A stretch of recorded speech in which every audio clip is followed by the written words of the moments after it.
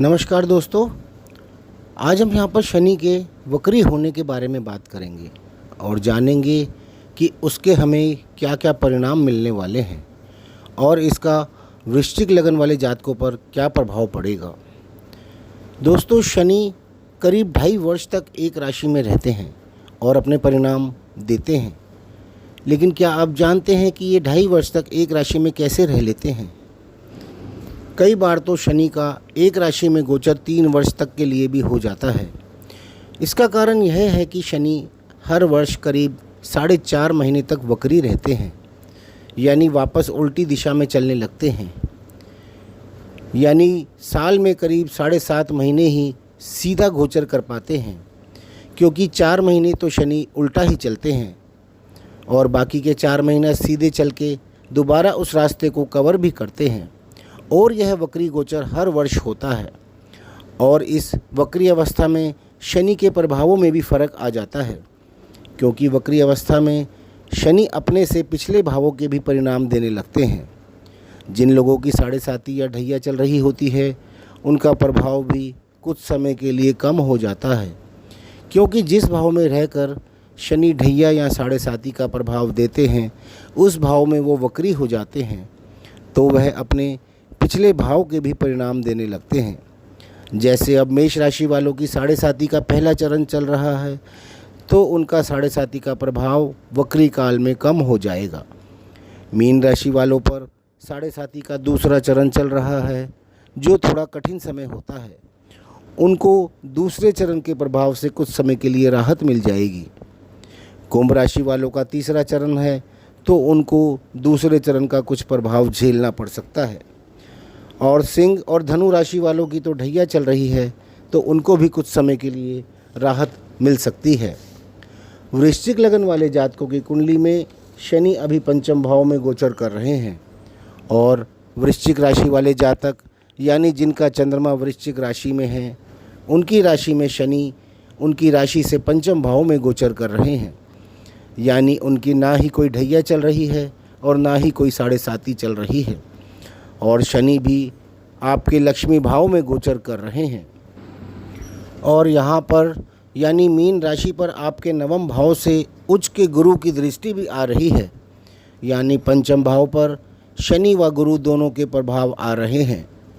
यानी आपके पंचम भाव पर दोहरा गोचर भी लग रहा है, अर्थात आपको पंचम भाव के कारकत्वों के निश्चित रूप से फल प्राप्त होने वाले हैं। पंचम भाव आपकी शिक्षा, बुद्धि, संतान, लव, अचानक इनकम आदि का है। शनि व उच्च के गुरु की पंचम भाव पर दृष्टि इस बात का सूचक है कि 1 वर्ष तक आपको पंचम भाव से संबंधित अच्छी ही खबरें मिलेंगी। निस्संतान लोगों को निश्चित रूप से संतान की प्राप्ति होगी।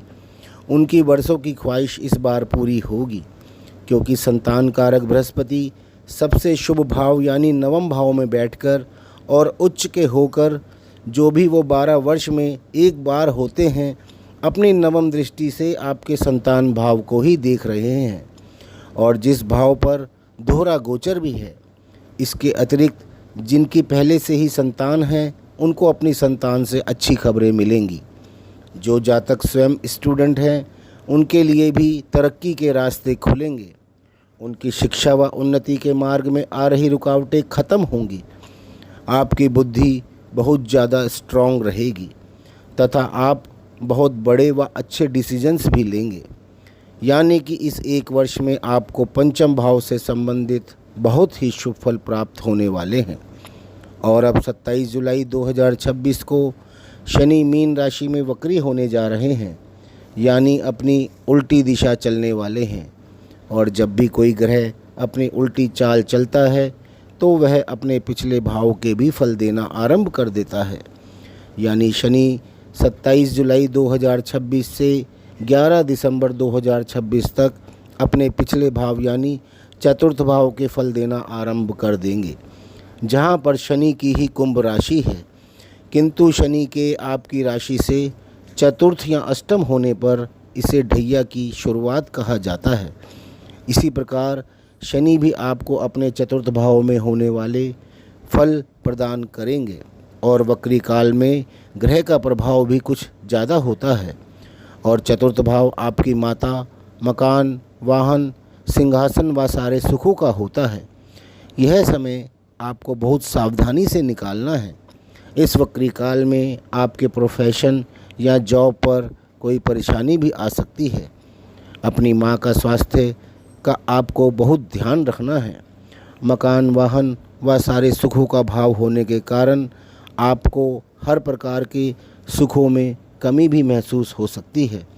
इसीलिए आप अपने कर्मों को सही रखें, किसी की भी बद्दुआ ना लें, ना ही किसी के साथ गलत व्यवहार करें। यदि आप ऐसा कर रहे हैं तो तुरंत उसे सही करें तथा माफ़ी भी मांग लें, ताकि आने वाला यह समय आपके लिए बहुत शुभ हो सके। तो दोस्तों, ये था वृश्चिक लगन वाले जातकों के लिए वक्री शनि के प्रभाव।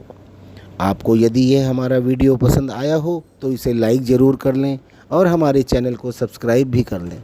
धन्यवाद।